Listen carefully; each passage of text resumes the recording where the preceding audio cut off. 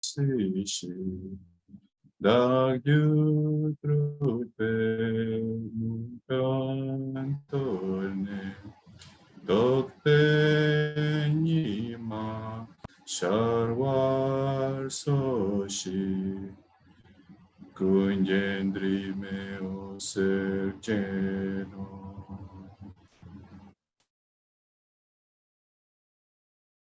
Se las voy a leer ahora en español para que sepan lo que dice, porque es una oración muy importante. Y la Magursa me acaba de contestar el mensaje, me dice que no puede unirse, así que vamos a continuar con la clase nosotros. Entonces, voy a leerles la oración que acabo de cantar. Y ustedes deben en este momento despertar una profunda fe, convicción, confianza en el Dharma y confianza en el Maestro. Y dice, Lama piensa en nosotros. Y esto se repite 3 veces. Lama piensa en nosotros. Lama piensa en nosotros.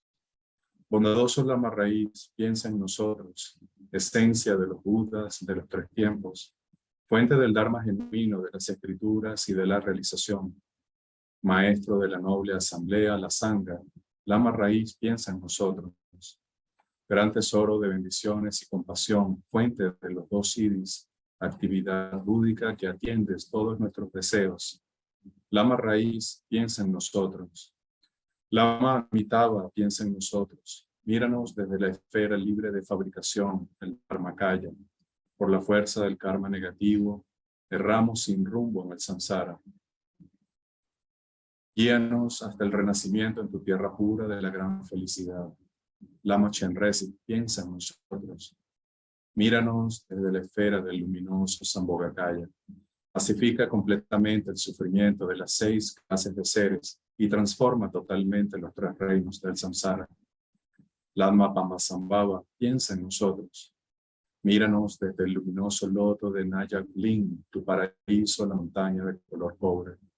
Apresúrate a proteger con tu compasión en esta edad sombría a los discípulos tibetanos y a todos aquellos que carecen de refugio. Lama Yese Sogyal, piensa en nosotros. Míranos desde la ciudadela de la gran felicidad de las Dakinis.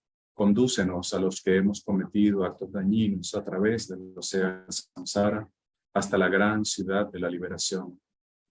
Lamas de la transmisión oral y del linaje de las termas, piensen en nosotros. Mírennos desde la esfera de la sabiduría primordial, la unión de apariencia y vacuidad. Atraviesen la oscura prisión de nuestra confusa mente y hagan que amanezca el sol de la realización.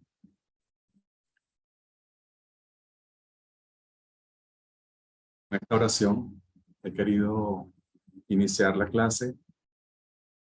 Lama se disculpa, estoy leyendo aquí un mensaje, y me dice que lo disculpemos, pero que está en Dharamsala y le resulta imposible comunicarse. Entonces, bueno, vamos a nosotros a retomar nuestro estudio. En la clase pasada estuvimos hablando sobre los diferentes reinos del samsara, y creo que la Magursan había estado hablando de los infiernos y luego comenzó a hablar de los, hoy vamos a hablar de los pretas.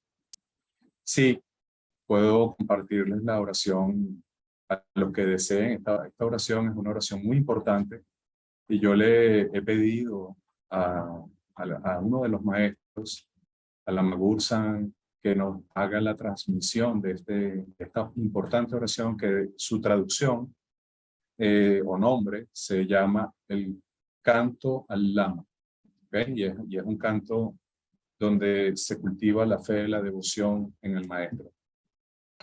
Entonces, volviendo a nuestro tema del samsara, la Magursan había hablado íbamos a comenzar a hablar sobre el sufrimiento de los pretas, ¿correcto? De los espíritus hambrientos. Animales. Pero habíamos culminado el capítulo. Ajá. Creo que no lo habíamos culminado. De todas maneras, igual podemos hacer un repaso. Así que vamos a hacer el repaso de lo que habíamos hablado anteriormente. ¿Ustedes conocen o han tenido alguna idea de lo que son los pretas? Los pretas se traduce como espíritus hambrientos. Entonces, ¿qué es exactamente un espíritu hambriento y a qué se refiere con este término? ¿Por qué se les llama espíritus hambrientos? Y básicamente se dice que el reino de los espíritus hambrientos es un reino donde hay muchísimo sufrimiento, causado básicamente por dos emociones, que es el apego y la avaricia o la codicia. Entonces, estos reinos se forman debido al apego, al deseo compulsivo y a la codicia, que es esta emoción donde no hay nunca satisfacción, siempre se anhela a tener más y más y más. Entonces, ¿qué característica tienen los pretas? Hay esencialmente diversos tipos de pretas, pero los pudiéramos clasificar en dos grandes grupos. Están los pretas que están, digamos, asociados a los lugares, y están los pretas que transitan a través del espacio. Esta es una clasificación que aparece en el libro. Normalmente uno escucha sobre el primer grupo. El primer grupo, es decir, los pretas que están asociados a los lugares, se dice que tienen grandes dificultades de tipo externo e interno. ¿Cómo podemos reconocer a estos pretas y qué características tienen? Las dificultades que tienen es que normalmente tienen un cuerpo muy voluminoso, con un vientre muy voluminoso, y tienen extremidades muy endebles y muy débiles que les dificulta el movimiento. Y estos pretas tienen un sentimiento de hambre y de sed que no se extingue en ningún momento. Están todo el tiempo hambrientos o sedientos. Y hay varias historias en el libro que las voy a comentar porque son historias muy, muy importantes de ejemplos sobre esta característica de los pretas. Entonces, estos pretas o espíritus hambrientos siempre están anhelando comida, siempre están anhelando agua y normalmente no pueden encontrarlo. Entonces, sus oscurecimientos se manifiestan de dos maneras. Por ejemplo, transitan por lugares totalmente áridos y pueden ver de repente en la distancia un bosque o una cascada o un río, pero como les cuesta tanto moverse y les resulta tan difícil moverse, tardan mucho para poder alcanzar estos lugares, y cuando llegan al lugar normalmente ya el río se secó y solo pueden encontrar polvo y se quedan con este sufrimiento y esta angustia de no haber llegado a tiempo. Otra forma en que experimentan el sufrimiento los espíritus hambrientos es que cuando van a buscar comida no encuentran qué comer, y si encuentran un lugar donde hay comida, hay un banquete, normalmente cuando se acercan son apedreados o son perseguidos por hombres con armas que los ahuyentan, y normalmente sufren grandes heridas en estos lugares y no pueden, por supuesto, comer ni beber, y por eso sufren también enormemente. Sufren el hecho de no poder acercarse a la comida y sufren el hecho de ser despreciados y apaleados por estos seres que están custodiando los banquetes. Entonces, a esto pudiéramos llamar los espíritus hambrientos que tienen dificultades externas.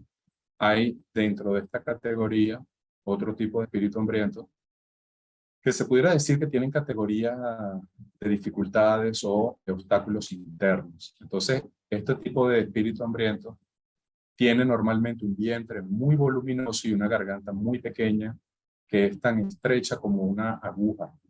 Entonces, tienen el ansia, la sed de encontrar comida o bebida, pero cuando logran encontrarla no pueden tragarla. Entonces, tienen la comida allí, pero les resulta imposible ingerirla o les resulta imposible beber el agua. Y si lo hacen, el sufrimiento que experimentan es que su vientre, que es tan voluminoso, siente el agua o la comida como si fuera lava, como si fuera eh, agua hirviendo, por ejemplo, que les produce una increíble sensación de ardor dentro del cuerpo. Y una vez que logran comer o ingerir algo de agua o de alimento, no pueden escapar de esta sensación de ser quemados por dentro. Entonces, como pueden ver, sufren al tratar de comer, y una vez que logran comer también siguen sufriendo. Y esta sensación de hambre o de ansiedad nunca los abandona y por lo tanto, aunque uno pudiera pensar que renacer en los infiernos es muy terrible, renacer en el reino de los espíritus hambrientos de alguna forma es incluso peor que renacer en el infierno, porque si pensamos en el tipo de sufrimiento, digamos que en cierta forma el sufrimiento que experimentan los espíritus hambrientos es un sufrimiento prolongado, es muy, les hace languidecer y sentir una gran desesperanza. Es como vivir atrapados en una eterna y profunda depresión. Entonces, eso, para las personas que conocen o saben de la depresión, saben que imagínense ustedes una depresión amplificada por 100.000 veces en su sentimiento de desesperanza, de dolor, de infortunio, y añadan a esto la incapacidad de poder comer y beber. Luego tenemos otro tipo de espíritu hambriento. Ese otro tipo de espíritu hambriento es el tipo de espíritu hambriento que se dice que transita por el espacio, ¿no? Entonces aquí hay algo bien interesante porque y esto lo voy a hacer como un comentario, no es algo que está en el libro, pero lo voy a comentar porque es parte de la astrología tibetana. Normalmente estos espíritus hambrientos que transitan por el espacio son conocidos como los Zen, los Mamo, los Yalpo y otros tipos de espíritus hambrientos. Y estas entidades, cuando tratan de acercarse a las personas, solamente tienen un sentido de mal. Entonces, el sentido de mal que produce este tipo de pretas es que su sola presencia, por ejemplo, contamina el agua o contamina un lugar. Es como si su cuerpo o la energía de su cuerpo fuera venenosa, es algo como que infecta la presencia en el lugar. Y eso ocurre, por ejemplo, en el caso de las personas que están asociadas, digamos, kármicamente con estos seres que se les acercan, pueden experimentar diferentes tipos de emociones como locura, básicamente, o algún tipo de desorden mental. Todas estas cosas se pueden asociar a este tipo de espíritu hambriento. Entonces, normalmente, tanto en la astrología como en la medicina tibetana, los médicos tibetanos y los chamanes tibetanos, que son llamados Nakpa, tienen antídotos para erradicar o expulsar este tipo de espíritus hambrientos de los lugares, como por ejemplo arrojarles semillas de mostaza que han sido mantrificadas o arrojarles armas que han sido bendecidas. Y entonces esto, aunque nosotros quizás no tengamos la percepción para verlo, este tipo de antídoto les causa grandes heridas y mucho dolor, mucho sufrimiento. Entonces, digamos que desde el punto de vista del Dharma, eh, son lo que nosotros pudiéramos reconocer como las entidades que están asociadas a los lugares. Por ejemplo, los Zen son espíritus que están asociados a lugares como las montañas o los pasos de los caminos o las casas abandonadas o la tierra, están asociadas con algunos elementos. Y se enojan mucho cuando las personas entran en estos lugares, cuando los seres entran en estos lugares. Entonces, no estoy diciendo con esto que todo el tiempo vamos a encontrar espíritus hambrientos dispuestos a causarnos daño, pero sí puede ser, digamos, puede haber la posibilidad de que alguna perturbación en un lugar o un tipo de enfermedad específico sea causado por una influencia de algunos de estos seres que se conocen como los espíritus hambrientos que transitan por el espacio.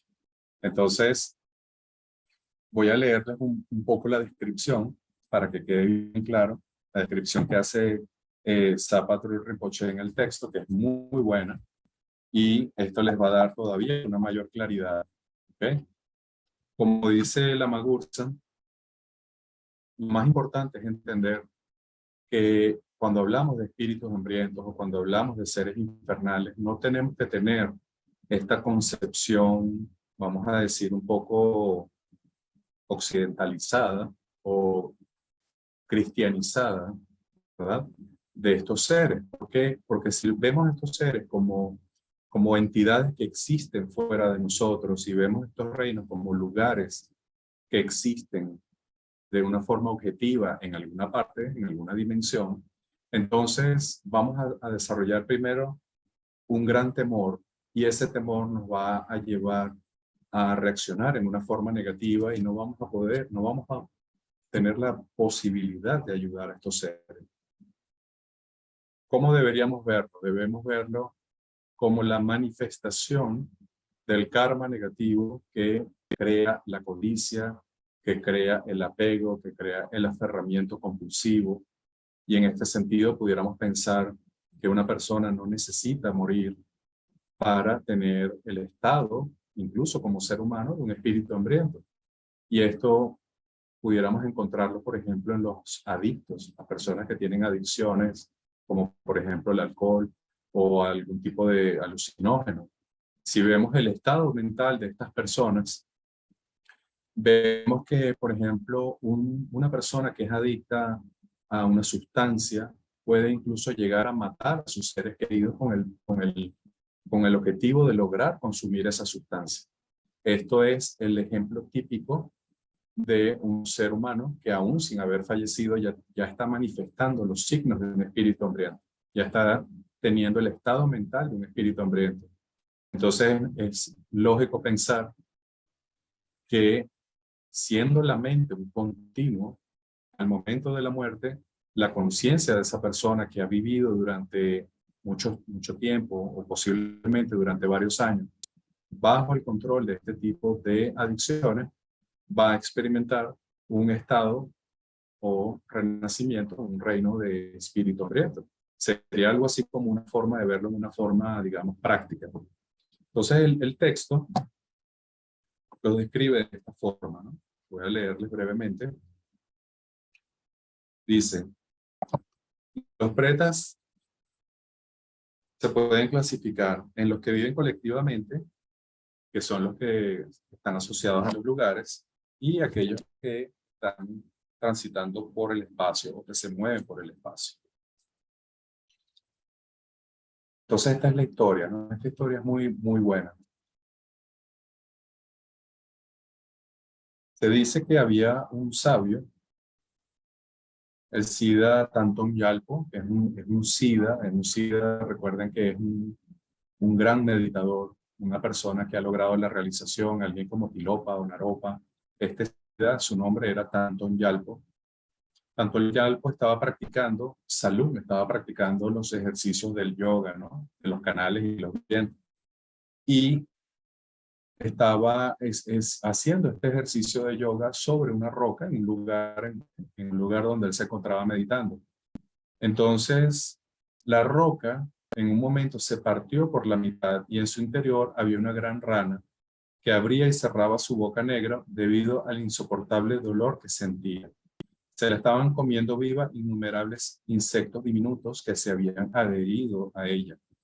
Cuando sus acompañantes le preguntaron la razón, Tantón Gyalpo les explicó por qué este ser había renacido de esta manera, y dijo: este había sido un maestro espiritual que se dedicaba a hacer sacrificios animales.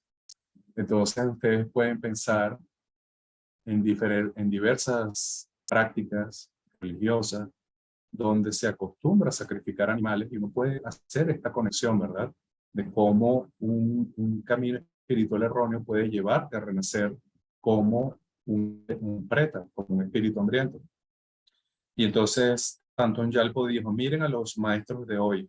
Cada vez que un benefactor mata un cordero y guisa el esófago, los riñones y otros órganos, junto con la sangre y la carne, sirviéndoles junto con las chuletas todavía temblorosas del animal, nuestros lamas se enrollan el chal de sus hábitos de monje y se ponen a chupar las tripas como los bebés cuando maman. Luego cortan un pedazo de carne con sus cuchillos y lo mastican, saboreándolo pausadamente. Cuando terminan, su cabeza emerge de nuevo, acalorada y ofuscada, chorreándoles grasa de la boca, y tienen la cara enrojecida.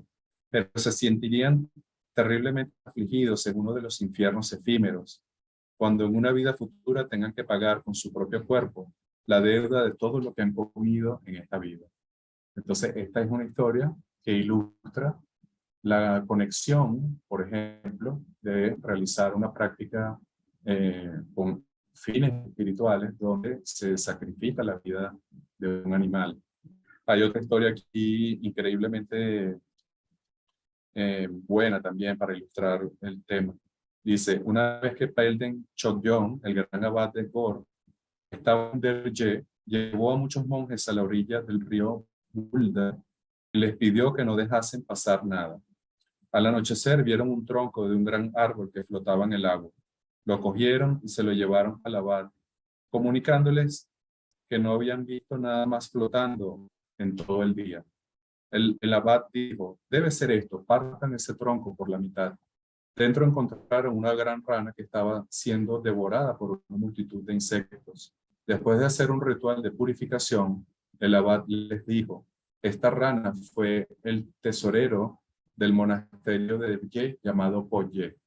Por lo tanto, todos esos jefes y altos funcionarios que viven a expensas de sus comunidades, aunque en la actualidad sean muy poderosos, deberán pensar en los sufrimientos, en los infiernos efímeros y tener más cuidado.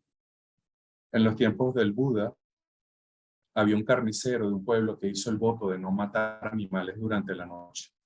Y este carnicero, cuando murió, renació en un infierno efímero. Por la noche disfrutaba de innumerables placeres.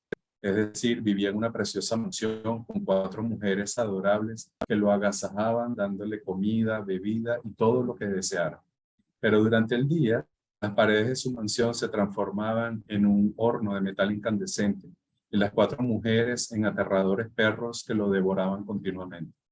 Hace también mucho tiempo, Sorona vio un marido adúltero que había hecho el voto de no ser infiel durante el día. Al revés que el carnicero, él sufría el tormento solo por las noches.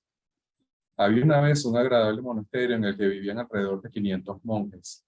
Cuando sonaba el gong al mediodía, los monjes se reunían a comer y el monasterio se transformaba en una casa de metal incandescente.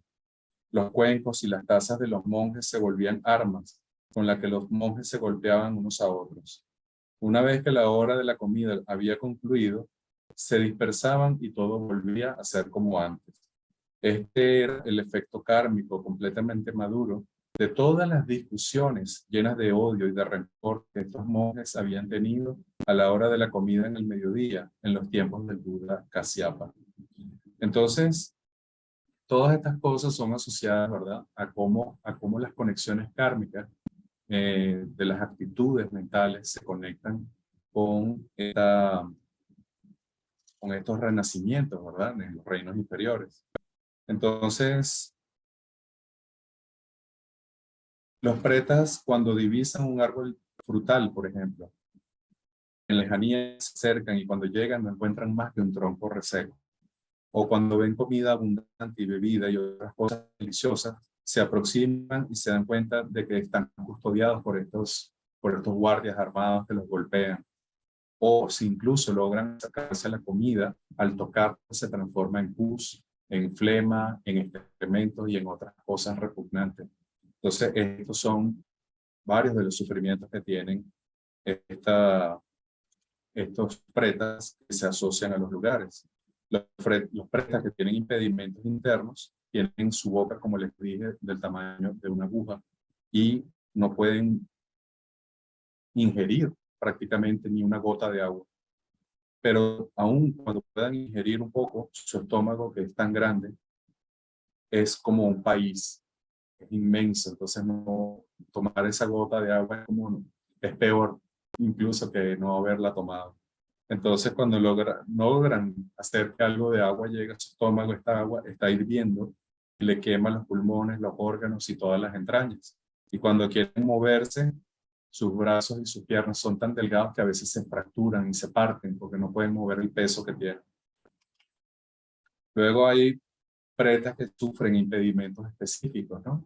Y presten atención a esta historia, porque esta historia nos vamos a identificar con nosotros como seres humanos inmediatamente. Una vez Sorona estaba viajando por el reino de los Pretas.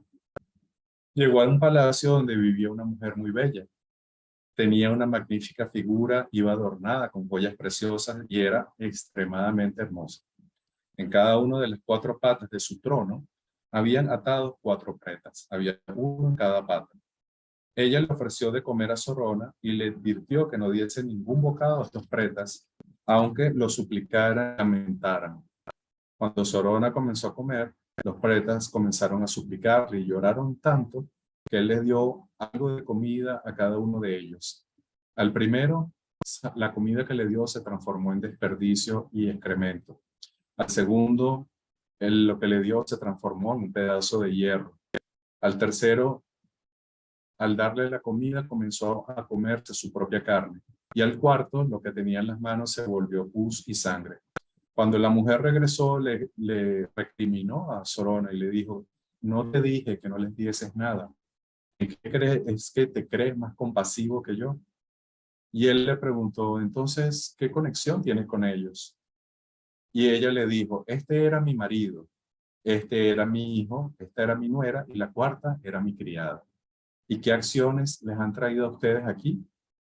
Y ella le contestó, la gente de Yambuvitpa, recuerda que Yambuvitpa es el nombre que recibe este mundo, ¿no? Donde vivimos nosotros. Es demasiado escéptica, respondió la mujer, tú no me creerías. Y él le dijo, no voy a creerte si lo estoy viendo con mis propios ojos. Entonces la mujer le dijo, está bien, te voy a contar la historia. Yo vivía en un pueblo y era una brahmini. Una noche, en un día favorable, había preparado una comida exquisita. Cuando el gran sublime Kayayana llegó pidiendo limosna, sentí devoción inmediata hacia él y le ofrecí la comida. Entonces pensé que mi marido también se alegraría de lo que yo había hecho. Participa de mi alegría, le dijo la mujer, por haberle ofrecido comida al grande y sublime Katyayana, el heredero del Buda. Pero en cambio él se enfureció y le dijo, todavía no le has dado de comer a los brahmines, ni has presentado los respetos a los familiares y amigos, y en cambio le has dado la primera parte de la comida a ese monje con la cabeza pelada. ¿Por qué no se le llenará la boca de excremento a ese monje? Le propuse lo mismo a mi hijo, pero mi hijo se enfadó. ¿Por qué ese cabeza pelada no se come mejor un trozo de hierro? Esa noche mis padres enviaron unos platos deliciosos, pero mi nuera se los comió, dejándome solo lo menos apetitoso. Cuando le pregunté si había comido lo mejor de la comida y me había dejado lo peor, ella mintió y me dijo, antes me comería mi propia carne, antes que tocar un plato destinado a ti. Y cuando mi sirvienta se comió la comida que yo le había enviado a mi familia, ella lo negó diciendo, antes bebería pus y sangre que robarte la comida. Así que yo misma he renacido como un preta en este reino porque deseé renacer, donde yo pudiera ver el resultado de sus acciones negativas. Si no, por haber hecho ofrendas a ese ser sublime, hubiese renacido en el cielo de los 33 dioses. Si alguna vez vas a mi pueblo, le dijo la mujer a Sorona, dile a mi hija que ahora trabaja como prostituta, que has visto a sus padres que le han encargado que le diga que su modo de vida no la llevará a nada adecuado, le traerá muchas consecuencias y que abandone esa conducta. Si no te crees, di que en la antigua casa de su padre hay 4 vasijas de hierro llenas de oro, un bastón de oro y jarrones de abluciones para los monjes. Dile que los coja y una vez que los tenga, que haga ofrendas al gran y sublime Katyayana y así que nos dedique el mérito. Esto reducirá nuestro karma hasta que se haya agotado completamente. Entonces, estos son algunos de los ejemplos, ¿verdad? Que podemos captar en la enseñanza. ¿Y qué nos dice? ¿Qué nos dice Sapatrol Rinpoche? ¿Qué nos dice el Buda? ¿Qué nos dice la historia de Sorona? Nos dice que fundamentalmente el peor error que podríamos cometer es destruir el mérito de otro. Es decir, si uno conoce este tipo de personas que te ven meditando y te dicen, ¿para qué vas a meditar? ese tipo de personas que desea bloquear el desarrollo o la cultivación de la virtud que tú estás tratando de hacer o que alguien está tratando de hacer. Por ejemplo, esa gente que critica a los que cantan mantras, o la gente que critica a los que tratan de meditar, o a la gente incluso que es reflexiva, o la gente que practica el bien, como la bondad y la compasión, y en respuesta dicen ser bueno y ser compasivo es ser débil. No debería ser bondadoso, debería ser fuerte y castigar a todos los que te ofenden. Uno encuentra personas como esta, encuentra personas que piensan de esta manera y incluso llegan al extremo de atacar a aquellos que tratan de practicar la virtud. Entonces, ahí uno puede aprender que no solamente se trata en términos de karmas sobre el apego y la avaricia y la codicia, sino que también existen diferentes niveles. Existen diferentes niveles en cuanto a que existen diferentes niveles en cuanto al objeto al que va dirigida la acción. Por ejemplo, no es lo mismo ofender a un practicante espiritual que ofender a un ser ordinario.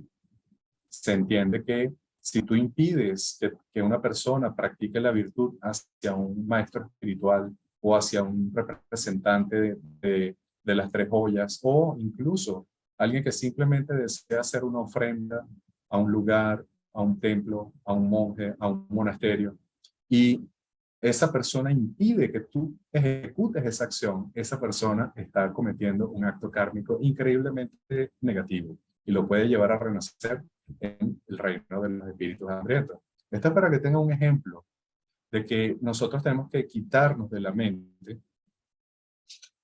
esta concepción de que del bien y el mal, ¿no? Porque entonces uno piensa, bueno, pero yo no soy una mala persona, yo no le hago el daño a nadie, pero es que resulta que estas acciones a veces las cometemos sin darnos cuenta.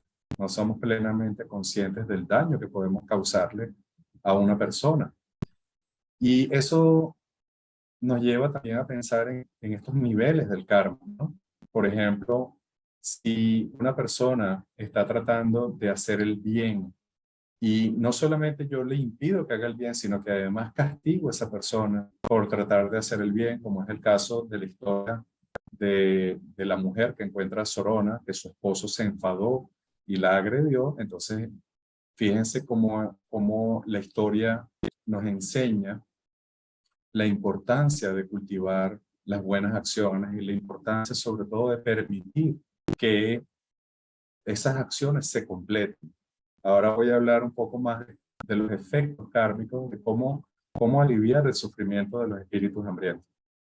Pero, por ejemplo, otro aspecto que debemos tener en cuenta es que para nosotros poder aliviar el karma de los seres, poder tener conocimiento, consecuencia y un resultado, lo primero que tenemos que hacer es ser conscientes de nuestras propias emociones, ser conscientes sobre todo si en nosotros existe la avaricia, si en nosotros existe la codicia, si en nosotros existe el egoísmo. Todos estos son niveles que de alguna forma se asocian con el reino de los espíritus hambrientos. Entonces uno a veces encuentra personas que tú quieres dar una propina y esa persona no te dice, ¿por qué le vas a dejar una propina? Aquí ellos cobran. Ellos tienen esto incluido en su cuenta. Esa persona no se está dando cuenta de que a través de esta acción donde te está impidiendo a ti practicar la generosidad, está lesionando tu virtud. Y ese es una acción extremadamente negativa. Si esta acción va dirigida a dar a un ser sublime, como por ejemplo un maestro del Dharma, o un templo, o un lugar que representa la triple joya, entonces ese karma se multiplica exponencialmente. Entonces no requiere que uno sea una persona negativa, malvada per se, sino el actuar con este tipo de ignorancia. Me viene a la mente mucho estas personas que impiden a los demás, por ejemplo, cuando alguien te dice, mira, yo estoy tratando de estudiar. Entonces, bueno, pero ¿para qué vas a estudiar? Eso no sirve para nada, especialmente cuando se trata del camino espiritual. Si tú le dices a alguien que estás estudiando el Dharma, entonces te dicen, eso no tiene ningún sentido. tú no vas a ir a pagar con el Dharma en el automercado, tú no vas a ir a hacer negocios y vas a practicar los principios budistas, ¿verdad? Totalmente errado. De hecho, es exactamente ese tipo de conducta lo que lleva a acumular el karma para renacer como un espíritu hambriento. Entonces, miren esta relación de cómo el egoísmo, la avaricia o la codicia se transforman, vamos a decir, kármicamente en esos cuerpos abultados, en esos cuerpos que tienen miembros frágiles. ¿Qué les dice a ustedes? Simbólicamente, podríamos decir que el vientre abultado es un signo de esa mente ávida, de esa mente que no se satisface con nada. Y los miembros débiles y frágiles son el signo de alguien que no quiere dar, que no quiere soltar, que no quiere permitir que otro se beneficie. Entonces, todas estas formaciones tienen como consecuencia el renacer como un espíritu hambriento. Y acá en el libro se habla de estos tipos de espíritus que viven, por ejemplo, se les llama los que transitan por el espacio. Y como les decía, estos que transitan en el espacio merecen una categoría, vamos a decir, especial, porque si los vemos desde un punto de vista, vamos a decir, más práctico, es a este tipo de seres a los cuales normalmente se asocian ciertos rituales, como por ejemplo de abundancia, de salud, de poder. Entonces algunas personas que acostumbran a hacer magia o acostumbran a hacer rituales y piden a las entidades que los ayuden, normalmente los espíritus o las entidades con las cuales están interactuando son espíritus hambrientos. Y por eso ofrecen alcohol, ofrecen comida, ofrecen tabaco, ofrecen esto, ofrecen aquello, porque es lo que atrae a esos seres. Entonces aquí hay una historia que habla de cómo esos seres interactúan con las ofrendas. Y es algo bien interesante, porque yo creo que a partir de ahora, a partir de hoy, si ustedes prestan atención a este tema y reflexionan sobre este tema, se van a dar cuenta de la importancia de hacer ofrendas. ¿Por qué debemos hacer ofrendas? ¿Para ganar mérito nosotros? ¿Para ganar poder? ¿Para ganar fama? No, ¿verdad? Ese no es el objetivo de hacer ofrendas. El objetivo de hacer ofrendas... ya va, que se me desmarcó la página aquí. Un segundo. El objetivo de hacer ofrendas, esencialmente, aparte de generar un mérito para aliviar todas las acciones negativas que nosotros hemos realizado sin darnos cuenta, es para ayudar a los seres. Necesito buscar aquí la página que tenía. Creo que estoy cerca de ahí. Sí, ¿verdad? Ok. Que me está ayudando aquí. Ok. Les voy a leer esta historia. ¿Verdad?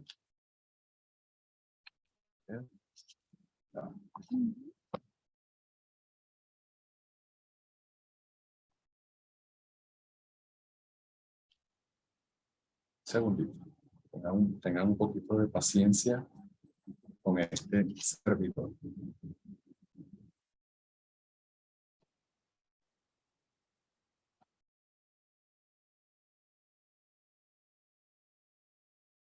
Ok, muy bien. Entonces, hay estos pretas que les acabo de describir con la historia de Sorona. Son los que se conocen como los pretas que tienen sufrimientos específicos, ¿ok? Por acciones específicas. Entonces,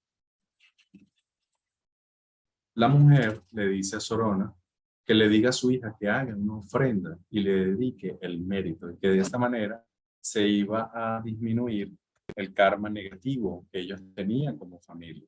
Entonces, si uno piensa de esta forma, uno puede darse cuenta que es posible liberar del karma negativo a esos seres haciendo ofrendas, y esas ofrendas normalmente tienen un efecto mucho más poderoso de lo que nosotros pensamos, ¿no? Entonces les voy a leer la historia para que ustedes vean el significado de lo que estoy tratando de explicarles. Hay un micrófono abierto. Escuchen esta historia. Esto tiene que ver con cómo las ofrendas disminuyen el karma negativo. Una vez, cuando el maestro Yetari estaba viajando, se encontró a un preta con un cuerpo repulsivo que tenía 500 hijos. La preta le dijo al maestro: mi marido fue a Bodh Gaya a buscar comida hace 12 años y todavía no ha regresado. Si va usted allá, dígale que si no regresa pronto, nuestros hijos morirán de hambre. ¿Qué aspecto tiene su marido?, le preguntó. ¿Cómo lo voy a reconocer? Ella le dijo: es inconfundible, está tuerto, tiene una boca enorme, la nariz partida y las 9 marcas de la fealdad. Yetari llegó a Bodh Gaya y vio un novicio que estaba sacando fuera del monasterio muchas ofrendas de agua y de comida que estaban ya viejas, ¿no? Y en cuanto se marchó, Yetari pudo ver a una multitud de espíritus hambrientos que se abalanzó a pelear por las ofrendas. Entre ellos estaba el preta que él buscaba. Y él le dijo al preta que le quería dar el mensaje de su mujer. Y el preta le contestó: he vagado durante 12 años, nunca he encontrado nada para comer, excepto una vez que un monje puro se sopló la nariz y dejó caer un moco. Pero no conseguí gran cosa, pues todos los pretas que estaban conmigo luchamos para cogerlo.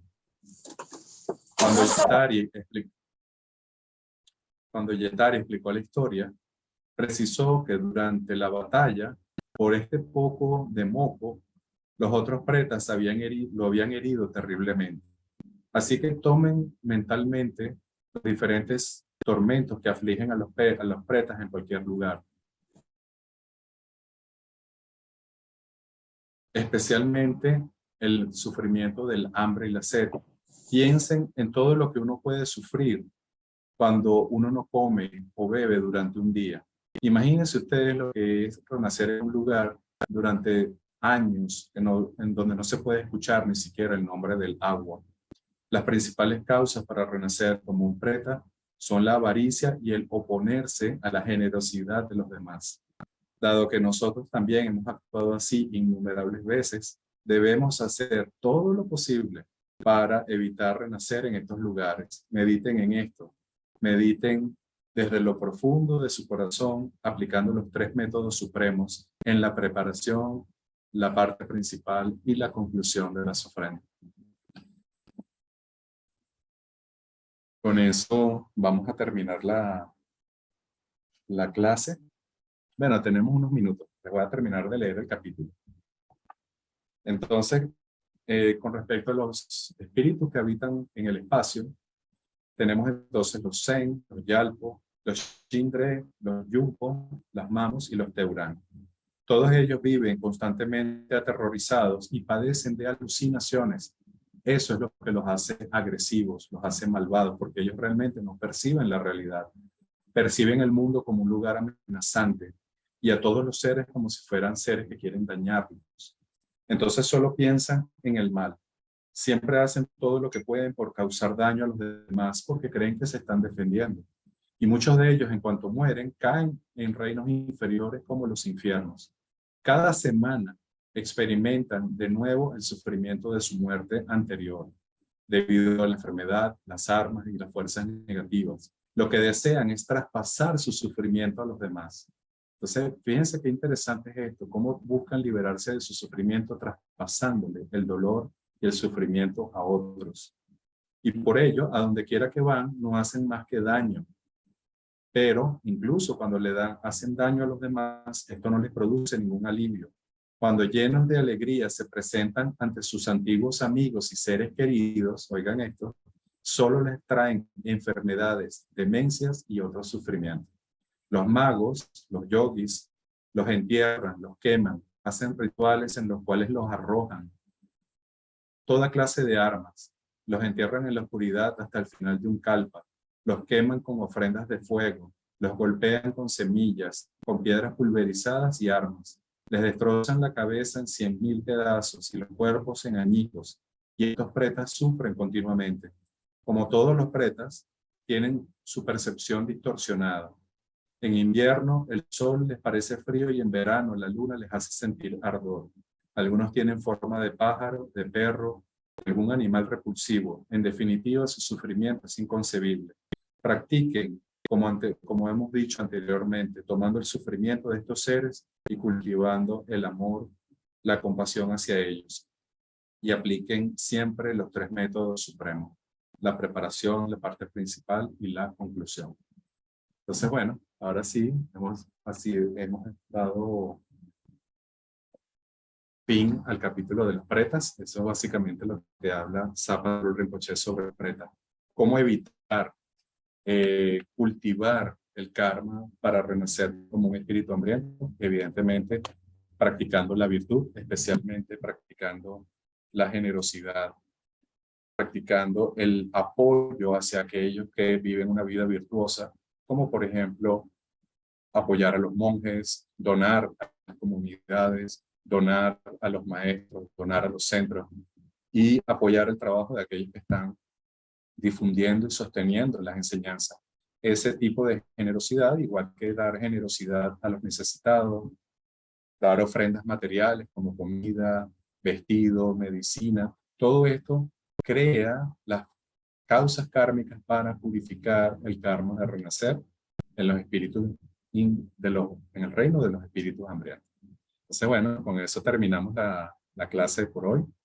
Amy, vamos a hacer la dedicatoria, esperando que la información que les di les resulte útil.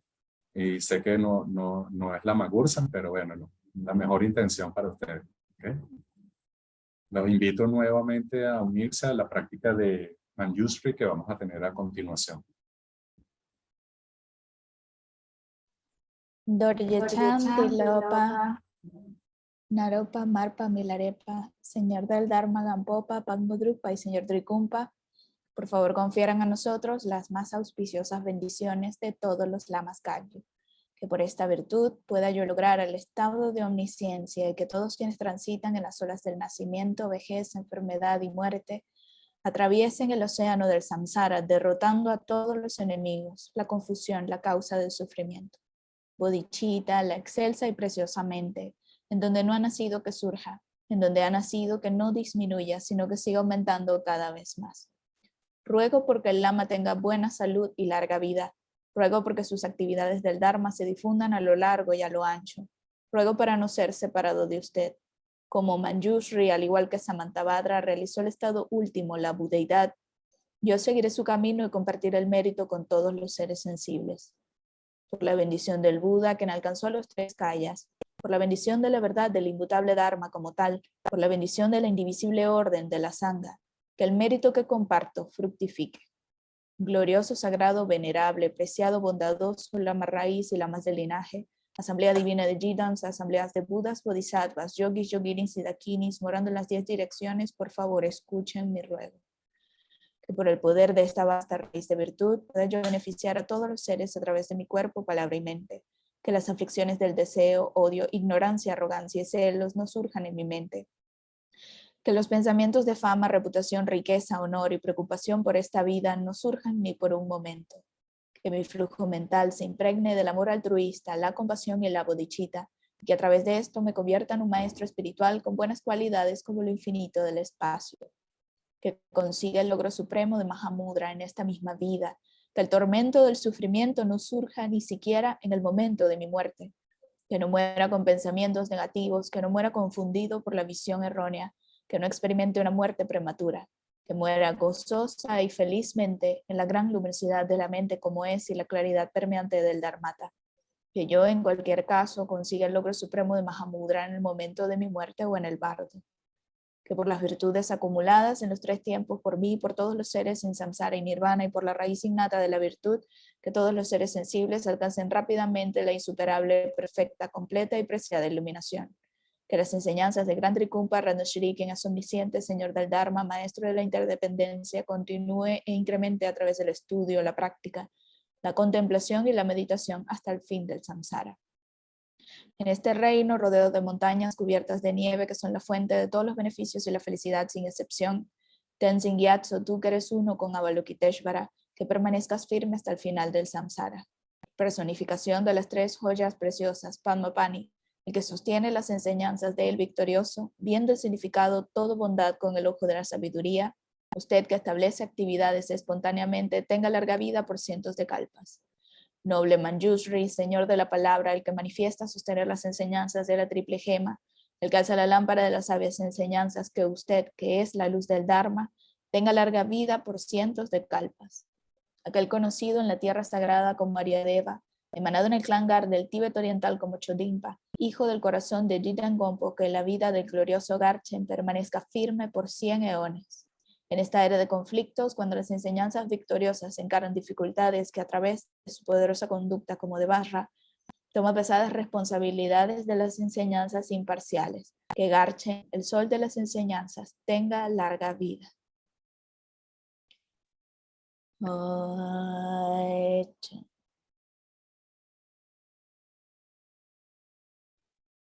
Chanchu Sencho Rinpoche Magye Panam Kejurji Keba Nyampa Meparja Gone Gundu Perwarchu. Muchas gracias, Amy. Gracias a todos los que participaron. Voy a tener que pasarles la oración por correo porque no ha dado tiempo de que se cargue, es muy pesado el archivo. Los que deseen la oración me pueden escribir y yo con gusto se las comparto. Vamos a cerrar la clase para hacer la meditación de Manjushri en la clase de